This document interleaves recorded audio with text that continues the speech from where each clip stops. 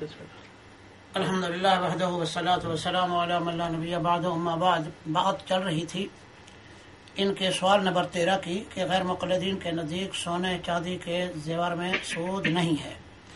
صحابہ کے اقوال ان کے نزدیک حجت نہیں, کوئی صحیح حدیث پیش کرنا چاہیے. تو اس پر ہم نے ابھی یہ بیان دیا ہے کہ صحابہ کے اقوال بھی ہمارے لیے حجت ہیں, تابعین کے بھی حجت ہیں, تبع تابعین کے بھی اقوال ہمارے لیے حجت ہیں, اور فقہا کے بھی اقوال حجت ہیں. لیکن درجہ بدرجہ جو بات ہمیں قرآن میں نہیں ملتی ہم حدیث سے لیتے ہیں, جو حدیث سے نہیں ملتی ہم صحابہ سے لیتے ہیں, جو صحابہ سے نہیں ملتی تابعین سے, تبع تابعین سے, ائمہ فقہا سے ہم لیتے ہیں. ہم سب کو جو ہے ہم درجہ بدرجہ سب کی بات کو ہم مانتے ہیں, لیکن ہم چلتے ہیں ترتیب سے.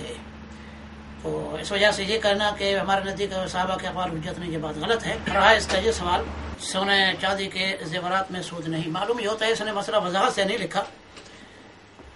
اس سے غالباً مراد اس کی یہ ہے کہ جس وقت ایک آدمی زیور کا کاروبار, یعنی جو آدمی زیور بیچتا ہے مثلا بنا ہوا, تو اس کے متعلق یہ ہے کہ مثلا 10 تولے کا زیور ہے, 10 تولے کا زیور ہے بنا ہوا, اور اس نے اس کو بیچا ہے ایک گاہک کے پاس. تو ظاہر ہے کہ جس وقت وہ بیچے گا 10 تولے سونا اس کے جو لگا ہوا ہے, ایک تو 10 تولے سونے کی قیمت جو ہے اس سے وہ سونے کی حالت میں وصول کرے گا, جس طرح پہلے زمانے میں تھا دینار وغیرہ سے. تو 10 تولہ سونا سونے کے برابر میں لے گا اس سے, اور پھر اس کے بعد جو اس کی بنوائی ہے مثلا وہ بنوائی اس کی جتنی بھی بنتی ہے, مثلا 10 دینار کی بنتی ہے یا 5 دینار کی بنتی ہے, جتنے بھی بنتی ہے, تو وہ بھی سونے میں سے وہ بھی اس کو دینا پڑے گا. تو ظاہر ہے کہ اس نے جب یہ زیور سونے کا 10 تولے کا بیچا تو اس نے اس کی قیمت میں 12 تولے سونا اس گاہک سے اس نے وصول کیا. غالباً اس مسئلے کو جو فقہا نے اس مسئلے کو لکھا ہے غالباً اسی کو یہ کہنا چاہتا ہے. یہ بات علماء کے نزدیک جائز ہے.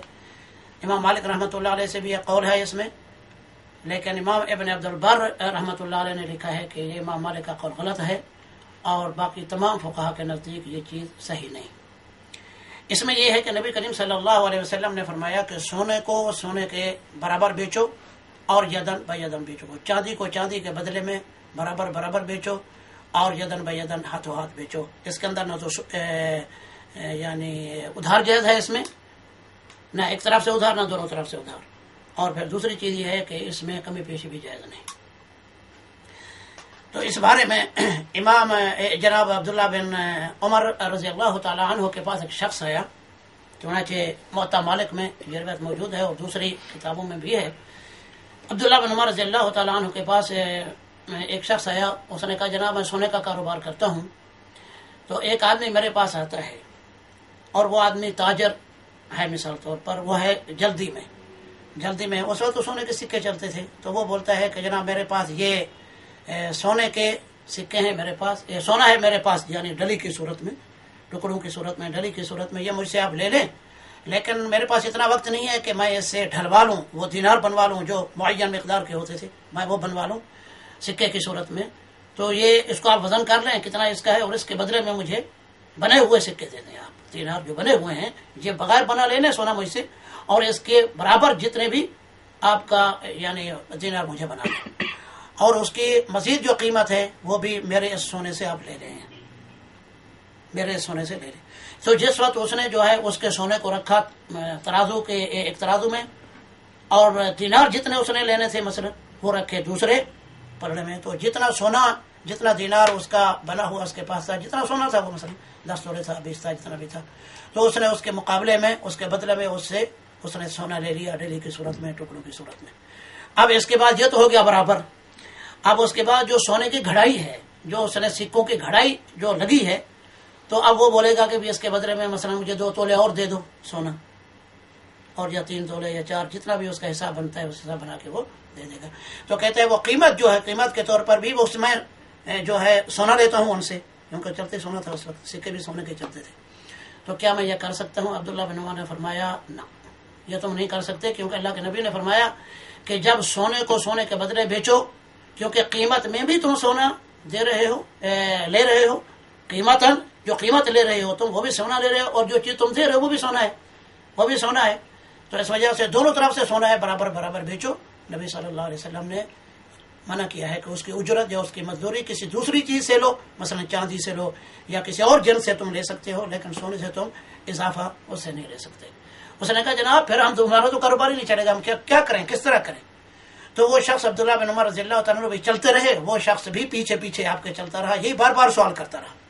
تو عبداللہ بن عمر غالباً سواری آپ کی کھڑی تھی باہر، جس طرح کی روایت میں آتا ہے. تو عبداللہ بن عمر پہنچے جب وہاں تو کہنے لگے اللہ کے بندے ھذا عہد نبینا الینا، یہ ہمارے نبی کی وصیت ہے ہم کو، وعہدنا الیکم، اور ہماری وصیت تم کو بھی یہی ہے. پھر عبداللہ بن عمر اپنی سواری پر سوار ہو کر چلے گئے اور کہا کہ تم نہیں کر سکتے، اس سے اضافہ تم زیادہ نہیں لے سکتے.